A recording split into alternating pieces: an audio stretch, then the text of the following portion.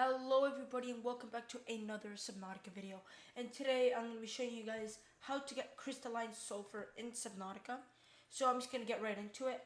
If you guys watched my nickel video, how to get to lava zone video, or even how to get a kyanite video, you're going to recognize this format because this isn't the first time. Actually, I'm just using the same beacons because they're all terribly similar. But if somebody does look up crystalline sulfur, which most of you are doing, then you wouldn't be able to find these videos, which is why I'm doing this video, and it might seem similar. So yeah, first thing you might notice is that to the right of my screen, there's this console thing. If you don't already know, all you do is click F1 to open it, and you're probably asking, why do I need to open this? It has two very useful bits of information. It has your biome, and it has the coordinates. So since life pods sometimes don't spawn exactly in the right place, you could come to my coordinates and start right here to ensure maximum accuracy. If not, you could just see my final endpoint coordinates if you don't hit it properly, and then you could just swim there. So let's just get right into it. So the first checkpoint is right around here for my life pod, like this compass direction at the top, and all you want to do is head straight forward right here. Now, threat assessment wise, there are warpers and ampules inside this blood kelp trench, and the other threat assessments would be ghost leviathan, which we really don't need to worry about, which is in the Lost River, which I'll explain a bit later more in depth, and crab squid, which is right at the entrance of the Lost River. So just in case if nobody pays attention after that, there is a crab squid at the entrance to the Lost River, so be very careful of that, and just don't mess with him, because he could shut down your power, he could attack it and like completely wreck you. Of course, you're not gonna be able to do this in with sea moth. Well, you might be able to, but prawn is highly recommended for this. So get a prawn. The only reason I'm able to do this with sea moth is because I am in creative. That's the only reason I'm able to do that. So yeah, you're gonna want cyclops, most definitely a prawn if you want to make all this way in just a prawn. You're not gonna need the drill arm because this comes in little chunks. But yeah, you're just gonna need a prawn to actually go inside the brine of it. So as you can see, we are slowly making our way to our destination. Right around here. And yep. As you can see, it starts getting real dark. I'll just make it day, that it's a bit easier to see.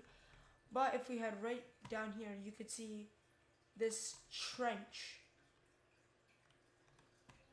See this trench? This is exactly where you want to be. You want to be at this end of the trench. Don't start going that way. You want to be right here, this like little like corner of it. So once you're here, you just want to go straight down. Like there's this wreck in the way, just go right beside it. You want to go straight down. Now in many cases you may be like, hey, I'm really close to the bottom. Well, like, you're not. The bottom, I believe, is like 500 something meters deep. It's like pretty deep. So you just want to keep on going down, down, down, down, down. And you know you'll actually have reached the bottom until you see this green watery stuff. Not this, that. So once you see this green watery stuff, you want to follow it.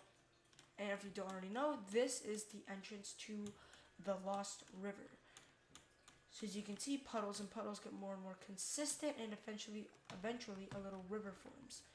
And this is exactly what you want to follow, because right here is the entrance to the Lost River. So now, as I said before, new threat assessment. Right there is a crab squid. You want to be very careful with that thing, because it could completely ruin everything. As you're just staying low, avoid grabbing attention. And then there's no warpers in here, but there is a ghost leviathan, which I'm going to warn you exactly where it is. Ghost leviathan should be to our right very, very soon, but you're not even going to have to head that far to get to the crystalline sulfur, because down here, this is where you're going to find your crystalline sulfur, in this water kind of thing. But like in the main thing, like down here, this is where you're going to find your crystalline sulfur. Like in these puddles, in like the huge lake, in this lake, this is where you're going to find it. So I'm just going to show you with the sea moth. Usually you would not be able to do this. You need a prawn. But if I go down here, there it is. Crystalline sulfur right there. Crystalline sulfur, crystalline sulfur. It's littered all over the place. Crystalline sulfur, crystalline sulfur. It's basically everywhere, and it's really simple to find.